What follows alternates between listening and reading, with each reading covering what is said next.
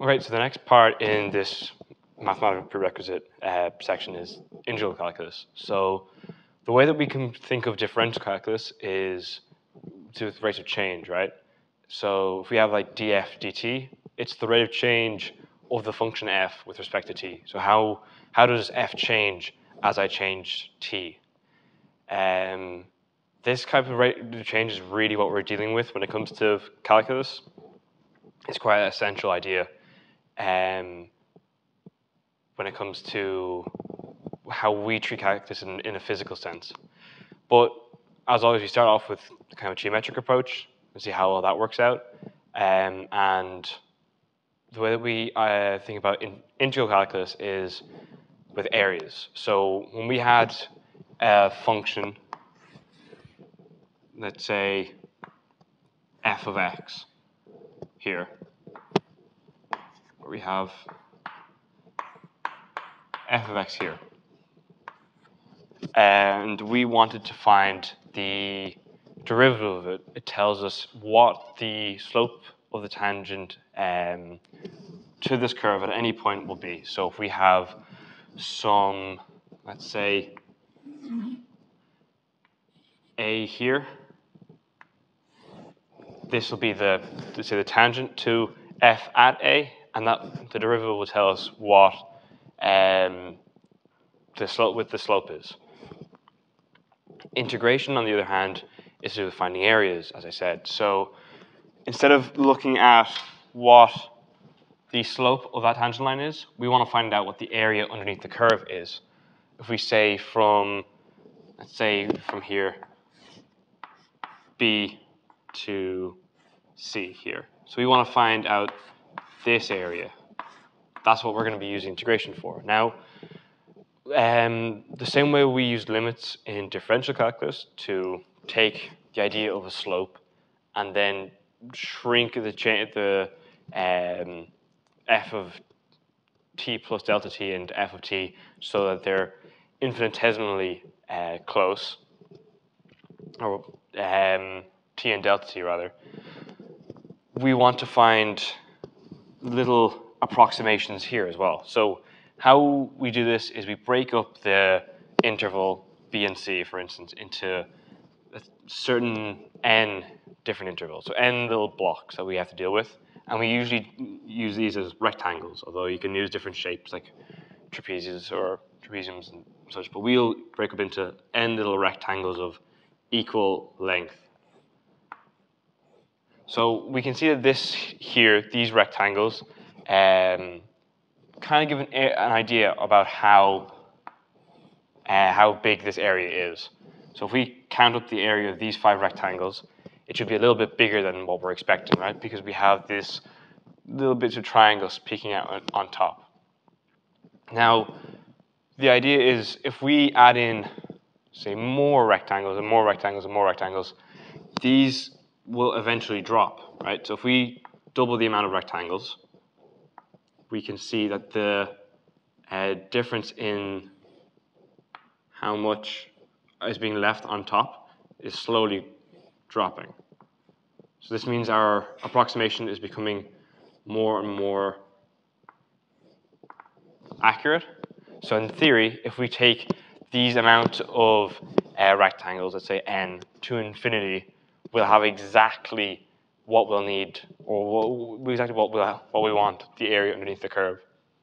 So if we want to write, say, the area, say delta A here, we need to find, so this is the area of one of these rectangles. We'll need the height of the rectangle, so we can say that's f evaluated at some xi, and the width of these rectangles. Now, the widths of these rectangles have to all be the same. Every rectangle has to have the same width and different height. So we'll call this delta x, meaning this distance in here is delta x. You can't really see that too well, but so the idea is if we sum all of these up, all of these rectangles, we should have a decent approximation as to what the area is. So if we if we say the area here, the approximation of the area, so the area is approximately equal to the sum of f of x I and delta x from, let's say, I equals,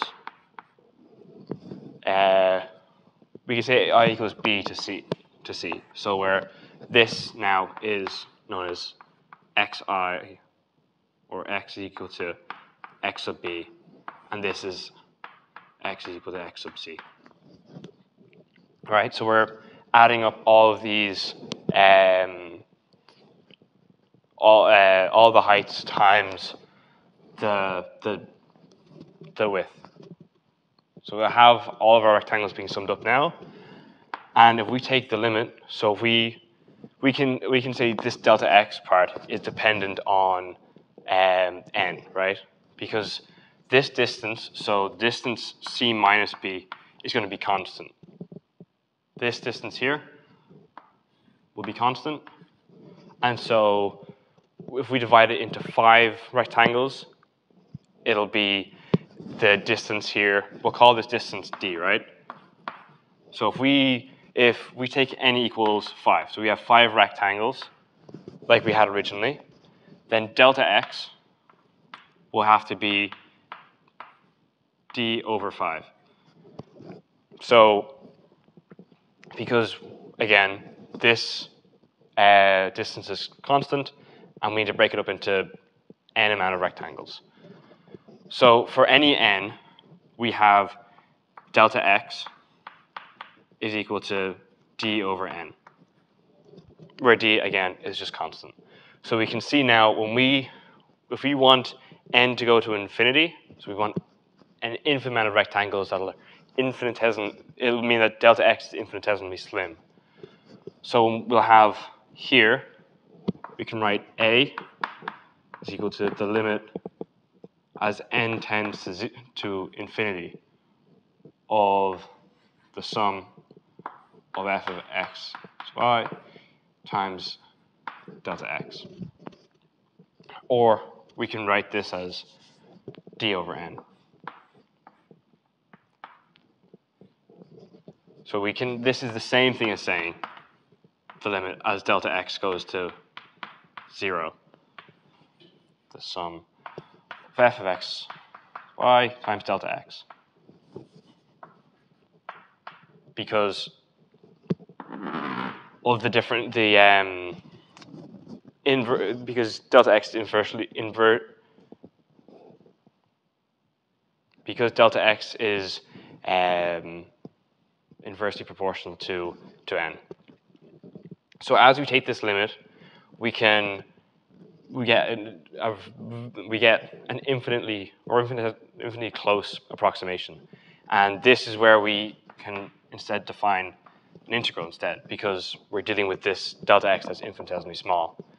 So we can say this is also the limit, or the integral from a to b, or rather from b to c, of f of x dx.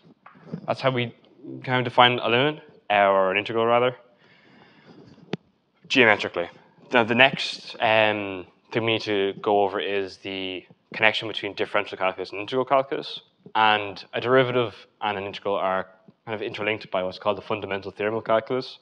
We won't go into how closely they're connected, or how so, but it is on the it is in the notes, and it's very easily available, and you will cover it pretty much in the first semester of college. Okay, so now that we have a good geometric understanding of what integral is, being the area underneath the curve, we can see how it's connected to a derivative by way of what's called the fundamental theorem of calculus. So I can just tell you that if you have the integral, what's called the indefinite integral, so if we don't put our limits on, or what we had as b and c there before, it's known as an indefinite integral. So if we have the indefinite integral of f of x with respect to x, this gives what's called the antiderivative, which we denote as capital F of x, plus some constant c. This is really the most important way of visualizing an integral. This is like how you'll be working with them mathematically. So if we take the derivative of f of x, or capital F of x, with respect to x, we get f of x. This is how we define what an antiderivative is. It's any function that, when you take its derivative, is the original function you're integrating, or the original function you're looking for. So an example of this will be the antiderivative of, if we have f of x being x squared, then the antiderivative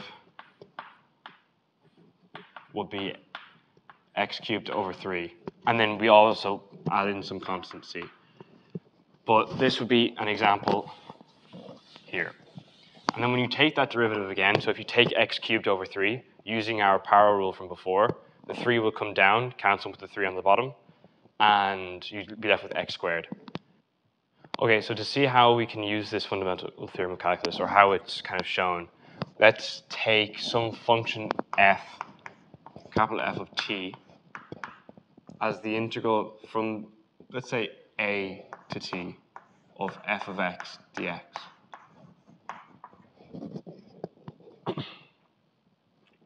So then we can evaluate this as f of t minus f of a, which is how we evaluate things with limits. So if you remember from what you've seen before with integration, with the antiderivative evaluated at certain limits. So if we were taking a definite integral, which is what we really use when we're using geometry, so if we had, like, say, the integral from a to b of f of x, that would give the antiderivative evaluated at b minus a, which is how we kind of notated it here. Okay, so now we've seen how an integral kind of looks, how it's formatted.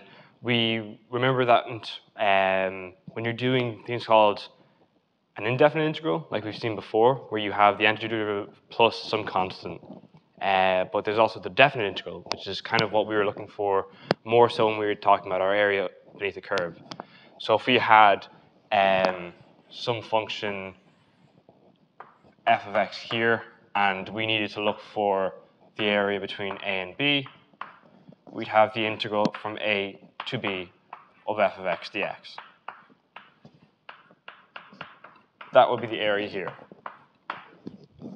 This is called definite integral, and it's kind of how we, and that's, sorry, f, the antiderivative evaluated at b minus antiderivative evaluated at a, which is how we deal with integrals in a geometric sense.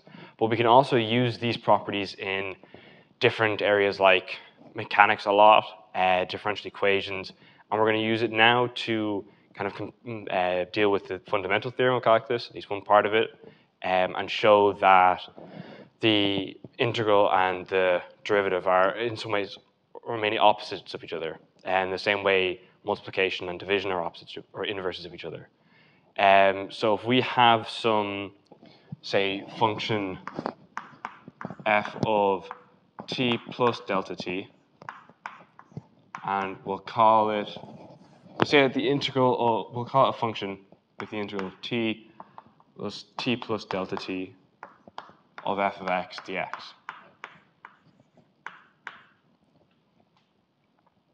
Where, okay, so we can call this function here, where we'll get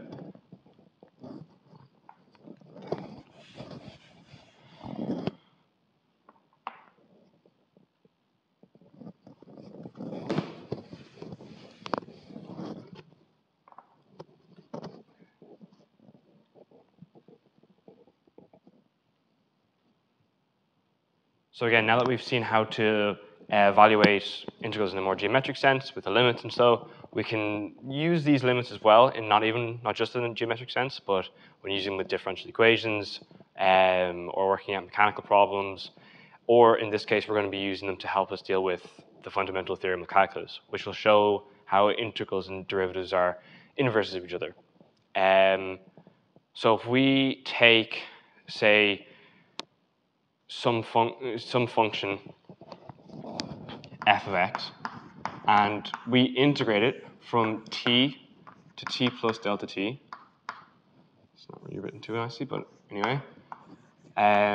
We can write this as the antiderivative of f evaluated at t plus delta t minus f of t. Now we can, remembering how this kind of works in a geometric sense, and with our rectangles, and so we can also say that this is the same as saying f of t plus delta t times delta t. Because when we have this area here, so what we're doing really is taking the area from here. If we're taking the area in this here, we're taking the area from 0 all the way to b, and then subtracting 0 all the way to a, and that's how we get this area here. So if we were to leave it with f of t plus delta t, let's say here, so t plus delta t here, and f of t here. Now we can evaluate this integral, or we can say that it's the same as saying it's just this rectangle here, which in the limit we can say is given by this. So we can kind of, okay, so then we have these two equations together. So f of t plus delta t minus f of t is equal to f of t plus delta t times delta t. If we divide both sides by delta t,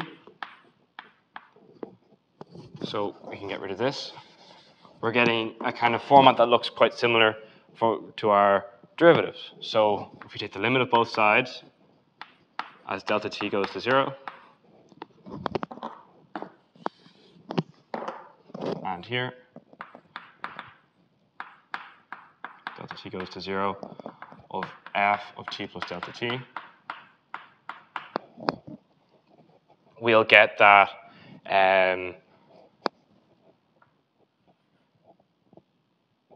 sorry, this should be lowercase f's here and here. We'll get, because again, this is just the height of the function at that time times the width, so that's why we're getting our area from. So this will give us that t, that df, capital F the antiderivative, dt is the same as f of t. So this is how we can show that the antiderivative and the derivative are indeed opposites. But we can see how that kind of works intuitively as well. Okay, so now we have to work on some of our rules for integration. In the same way that we have rules and techniques for taking derivatives, we'll have this similar or same rules for, or equal rules for taking integrals. So we have our rules and techniques.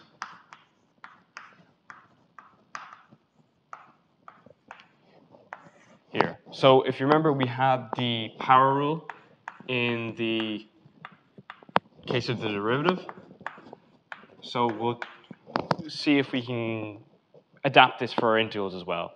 So when we had the derivative power rule, we had, say, d dt of t to the n is the same as saying n times t to the n minus 1.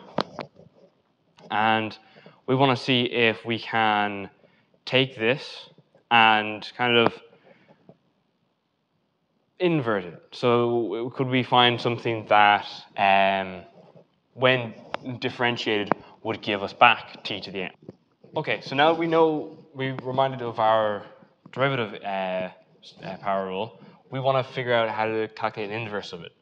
So we'll say, for instance, we'll bring over the 1 over n here. So we'll have 1 over n times the derivative of t to the n is t to the n minus 1.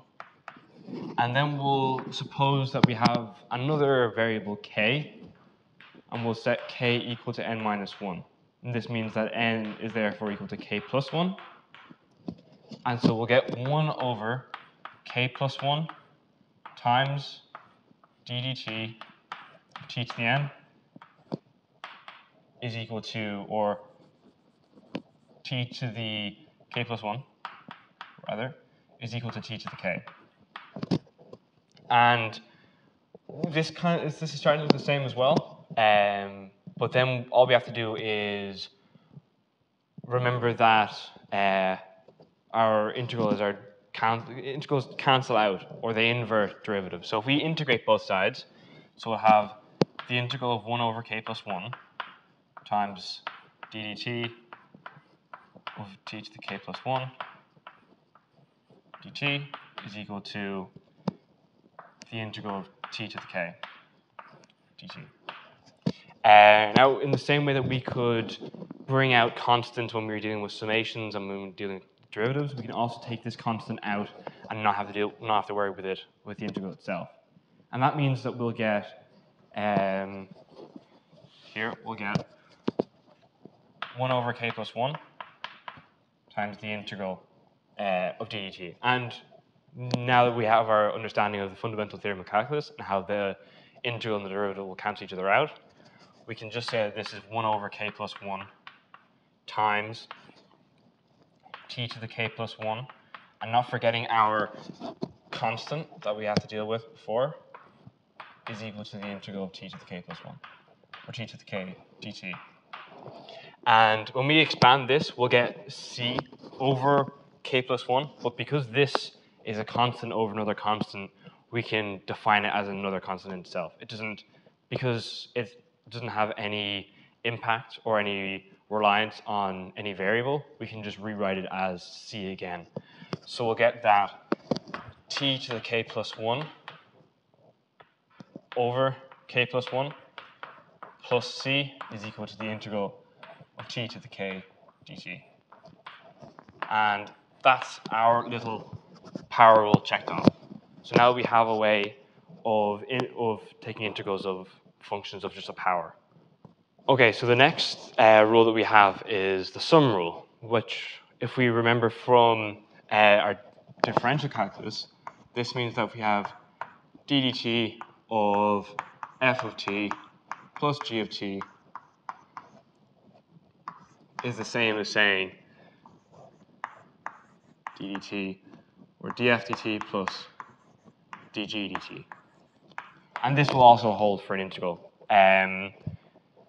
It's pretty simple, but it just kind of works out, you know? It's the same way we can split up derivatives, we can split up sums, we can split up integrals in this way too. Because if you think about it in an intuitive sense, if you can split up a summation with the sigma notation, you can split that up because all you're doing is adding one thing and then adding another thing later.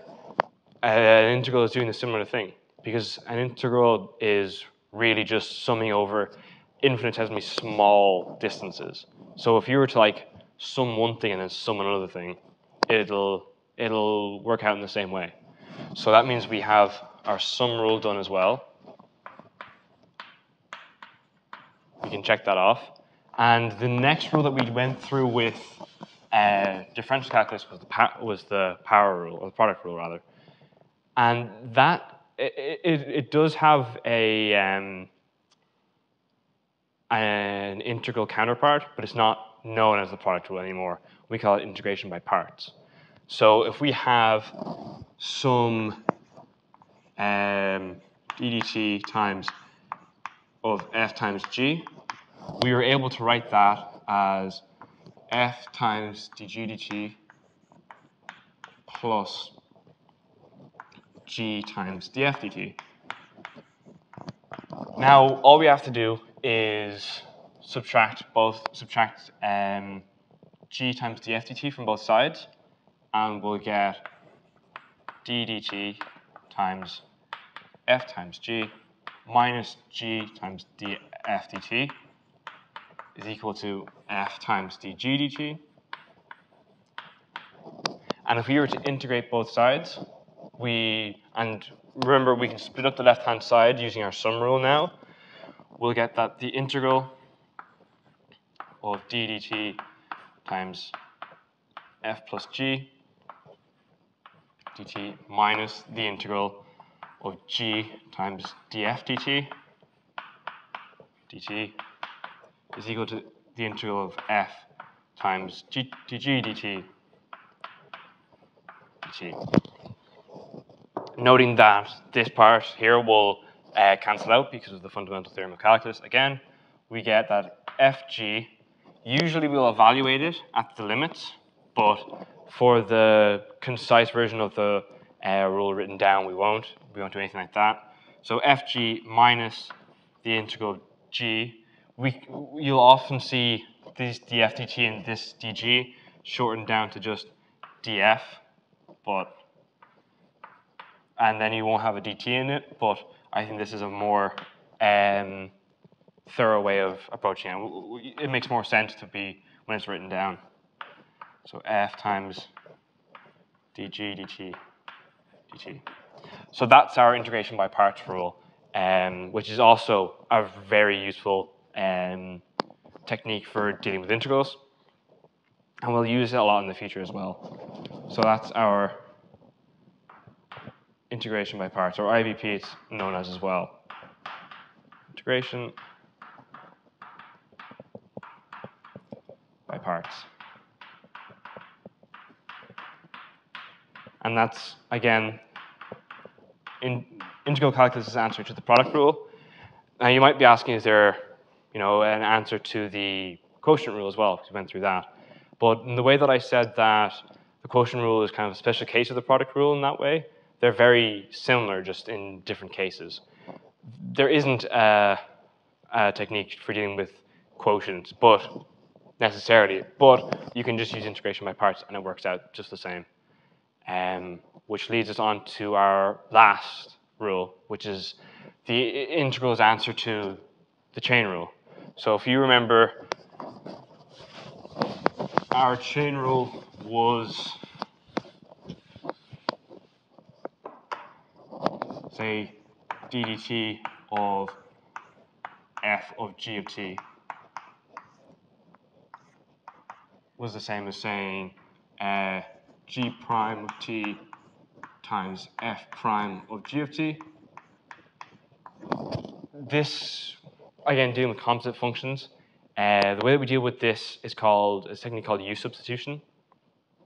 Whereas what we do if we had, say, the integral of f of g of t dt, we let, say, u equals g of t, then we get that, so we'll have u as a function of t, really.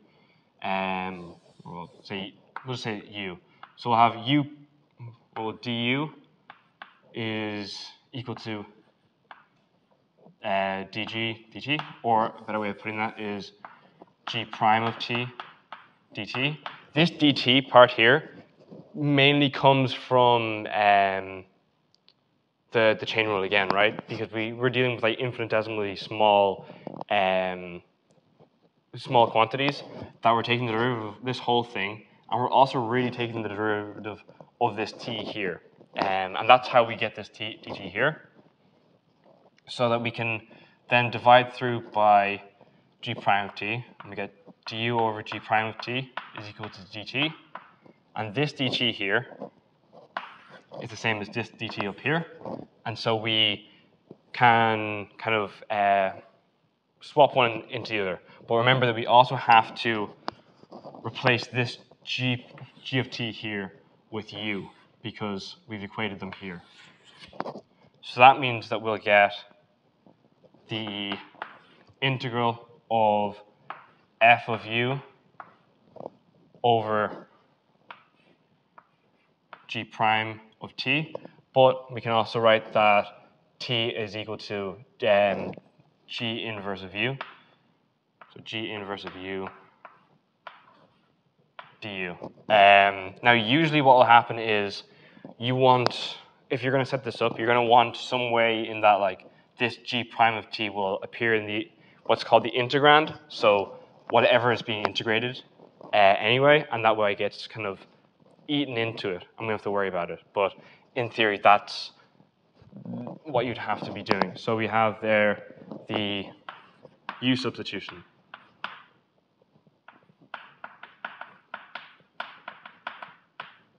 Which is the chain rule. Okay, and that's really the bare bones of the integral calculus that we'll need. We'll explore more about how integrals work, and so when we get on, when they become more and more useful. But for bare bones problems you might have, this will be enough.